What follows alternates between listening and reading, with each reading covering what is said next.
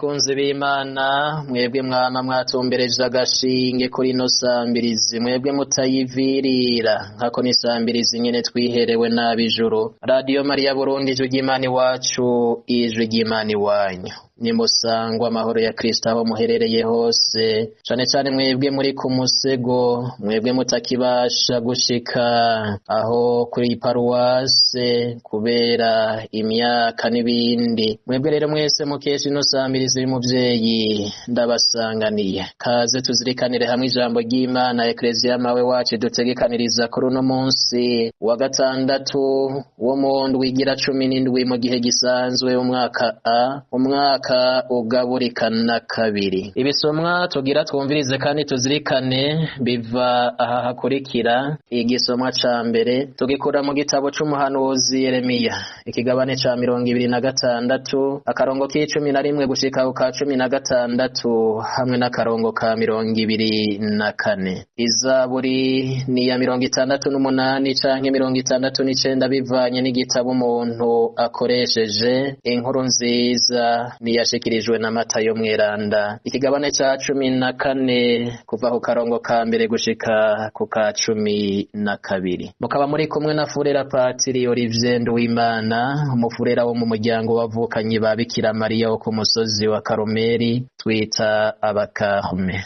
Yaga Mukama, umusavye wawe aguteze yompi. Ivyo dusoma mu gitabo c'umuhanuzi Yeremiya. Muri irya misi abasaserdoti n'abahanuzi babarira abashingantahe n'abantu bose bati, uyu muntu Yeremiya arakwiye gupfa kuko yatazi bibi kuri iki gisagara nk'uko twavyiyumviye n'amatwi yacu. Mu kwishura Yeremiya araheza abarira abashingantahe n'abantu bose ati, umukama niwe yantumye kubura ivyerekeye ingoro n'iki gisagara mu majambo yose mwumvise. None rero nimugorora imigenzo yanyu n'ibikorwa vyanyu, nimwumvira ijwi ry'umukama Imana yanyu. Niho umukama azokwigarura akareka kubarungikira ivyo yabageneye. Jeho ndi mu minwe yanyu, nimungire nk'uko mushaka, nk'uko bibereye mu maso yanyu. Ariko rero nimubimenye neza, nimwanyica muzoba mwiremetse kw'amaraso y'umweranda, mwebwe nyene n'ababa muri iki gisagara bose. Nkako nanone ni ivy'ukuri, umukama niwe yabantumye ko kubabwira ayo majambo yose kugira ngo muyumve n'amatwi yanyu. Abashingantahe n'abantu bose baraheza babarira abasaserdoti n'abahanuzi bati, uyu muntu ntakwiye gupfa kuko atubariye ku izina ry'umukama Imana yacu. Yeremiya rero aratabarwa na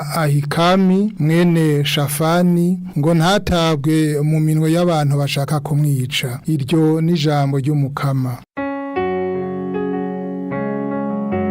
Muri iki gihe kiroranye nyumvira Mana wuzuye imbabazi. Muri iki gihe kiroranye nyumvira Mana wuzuye imbabazi. Mukama ntunshayure simpavemirwa, umukuba ntuntware, imanga yasamye ntimire, igisumanyenga ntikindutse. Muri iki gihe kiroranye nyumvira Mana wuzuye imbabazi. Jewe ndi umurushwa ndababaye, urukiza rwawe nirumvyure Mana mfise, nzoheza ninahaza izina ry'Imana, nzorivinira nzorikengurukira. Muri iki gihe kiroranye nyumvira Mana wuzuye imbabazi. Abantu baciye bugufi bariboneye barahimbarwa. Eka namwe muhurumbira Imana nimusubize umutima hamwe. Nanone umukama yumvira abakene, ntarenza amaso imbohe ziwe. Muri iki gihe kiroranye nyumvira Mana wuzuye imbabazi.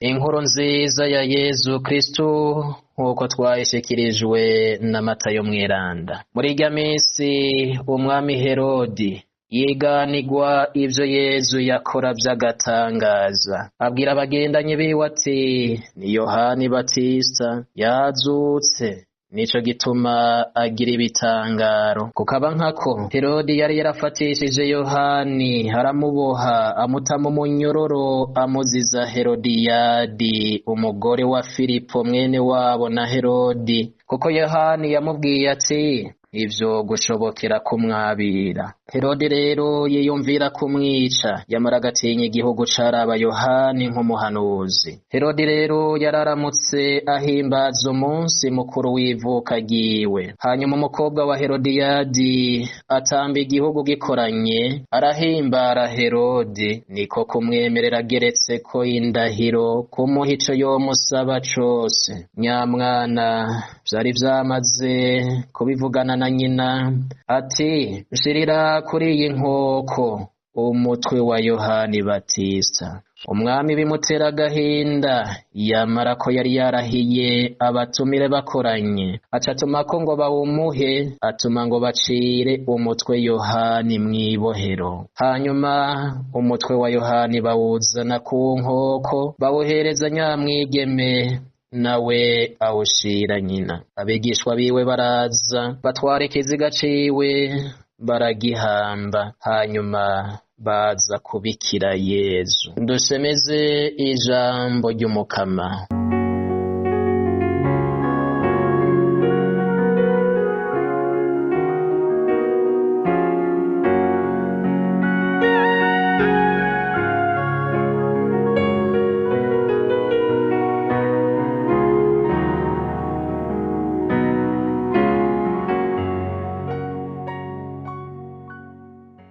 Uwo muntu Yeremiya arakwiye gupfa, kuko yataze ibibi kuri iki gisagara nk'uko twavyiyumviye n'amatwi yacu. Umwami Herodi yumva ibivugwa kuri Yezu, abwira abasuku biwe ati uwo ni Yohani Batista yazutse akava mu bapfuye, kandi nico gituma ibitangaro bikorwa biciye kuri we. Ingoma na mutima mweranda, ingo duhe gutahura rino jambo ribohora, twongere twemere uko kuri kutugira bidegenza. Bakunzi b'Imana, iri jambo ry'Imana Eklezia mawe wacu yadutegekanirije uno munsi riratwereka ingene ukuri kutama guhimbara amatwi y'abantu, mbere wukuvuze akakuzira. Mu gisomwa ca mbere umuhanuzi w'ukuri Yeremiya ari mu ruhamo kubera yavuze ukuri atumwe n'Imana. Yaraburiye ivyoshekera igisagara ca Yuda hamwe kitokwigarura. Ivyo nivyo ariko arazira. Abatware bo mu Buyuda ntibashaka kuvyumva, kuko bashaka kuguma basinziriye mu gicumuro. Bashaka abahanuzi babakorera agakate ka hano kw'isi. Bamwe babahanurira ko vyose bizogenda neza, mbere bakigumira muri kazoza, ariko kandi bakibagira ko kazoza gategurwa muri kubu. Bamwe babasigasiga ntibakore ko bitagenda, nibo bipfuza. Umuhanuzi w'ukuri yamahamwa, ni navyo tubonye mu nkuru nziza aho badusubiriyemwo urupfu rwa Yohani Batista yaciwe umutwe, kuko adomye k'igicumuro ca Herodi na Herodiyadi. Twavyumvise, yamara ukuri guca mu ziko ntigusha, kandi ngo iyo umuntu yishe isake kubera ibitse ashobora kuyica, ariko ntiyica ico yabitse. Tuzirikane rero rino jambo ry'Imana mu ntambwe zitatu.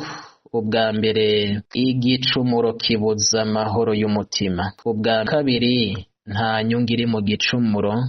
Ubwa gatatu, ukudafatira ingingo mu bihe vy'umunezero wa cane canke umubabaro wa cane. Ubwa mbere, igicumuro kirabuza amahoro y'umutima. Herodi yumvise bivugwa kuri Yezu, aciye yibaza ko ari Yohani Batista yazutse, aguma yibuka akabi yakoze. Wa wundi ngo nta mahoro ku munyavyaha. Worabiye inyuma Herodi wosanga ata kintu abuze. Erega n'umwami afise ingabo zikwiye, ntawo kwibaza ko abuze amahoro. Ivyo biratwereka abavukanye ko amahoro nyayo ari mu mutima. Igicumuro kitubuza ayo mahoro n'umwidegemvyo w'abana b'Imana. Umuntu naho yobeshabesha akambara akabegwa akisiga neza agatwenga mu bandi, arafise agatima mpanuzi ariko twokwita se ntaritabesha, kaguma kamwagiriza, ntikamwagiriza ngo kamucire urubanza rwo guherayo, ahubwo nikigura umuntu ahindukirira umukama agaya akabi kiwe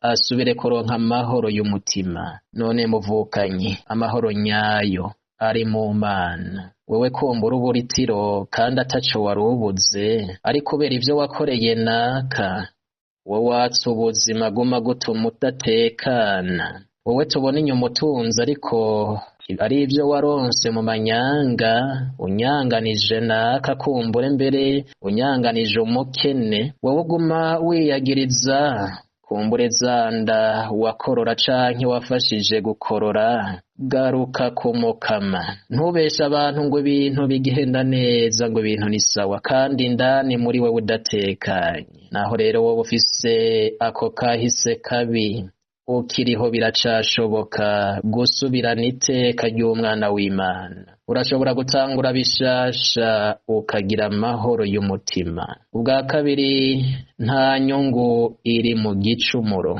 Igicumuro cose cama kitunyegeza ububi bwaco, camumengo kirafise akantu keza kadukwega. Erega harya n'uwishe umuntu amwica umenga abibona amwiciza. Iciza kumbure cuko yaramubangamiye, none amwikuyeko nk'uko Herodiyadi na Herodi bavyibaza. Erega n'umuntu yivye usanga akamukwega ari uko kantu umenga agira atunga atarushe, agira aryoherwe atabiruhiye. Uwo menga ni keza. Uwugiye mu buhumbu, uwurenga ibigo, arakwegwa nako karyohera mubiri k'akanya gato. Uwukoroye inda abonamwo inyungu yo kumenga azoguma aboneka nk'inkumi mu zindi, canke nimba yarenze ibigo yubatse, umugabo ntazomenye yuko hari cabaye. Narirya harabusanga bamara imyaka batabanye kubera imvuzi na ziriya z'akazi n'ibindi. Yamara uheza guhemuka hakaza kwicuza. Jewe ndiyumvira inyungu Herodiyadi yaronse mu gusaba umutwe wa Yohani Batista nkawibura. None burya uwo mutwe yarawuriga yemwe, kandi yari gusaba n'ibintu bifadika vyoheza bikamugirira akamaro mu buzima. None uwo mutwe wamumariye iki? Ivyo nibitwereka abavukanyi ko ata nyungu iri mu gukora inabi, nta nyungu iri mu gicumuro. Niho wa wundi yaca wa mugani, guhemuka wihuse ukababara witonze. Inyuma yo kuzana umutwe wa Yohani Batista, ntibatwereka ko urubanza rwabandanije mu kanyamuneza, haciye haba ukwijigwa. Twemere rero ko amahoro ubuhigwe bwacu burimo kugendera imbere y'umukama, tugakurikiza amabwirizwa y'Imana. Nta nyungu iri mu guca kubiri n'ivyo umukama yadutegetse. Amahoro y'umuntu ntari mu kwikura ko yita umwasi. Ubwa gatatu, ukudafata ingingo mu bihe vy'umunezero wa cane canke umubabaro wa cane. Umunezero wa cane utumye Herode afata ingingo gihutihuti, hanyuma nahita muryoheye aca apfana akanyarigabo, ngo umugabo yihindukiza mu kirago ntiyihindukiza mw'ijambo. Aha hatwereke ko gufata ingingo uri mu bihe vy'umunezero wa cane canke nyene umubabaro atari vyiza. Harabafata ingingo mbi bagasigara baricuza, harabafatira ingingo mu kaboregwe mu kirori, harabaca banavuga ngo no kwikuramwo ubwenge, yamara ubwikuramwo amasaha makeya ariko sivyo igihe cose.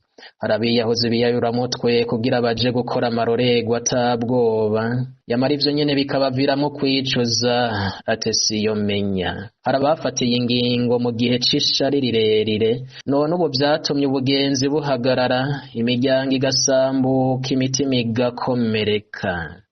Umuntu mbere akagira ati mbega yemwe kubera iki nakoze bijya. Yamara rero ntituze turarondera kunezereza abantu gusumvya kunezereza Imana. Urashobora mbere kwihindukiza burya no mw'ijambo, mu gihe ubona ivyo wari wavuze canke ingingo wafashe atari vyiza.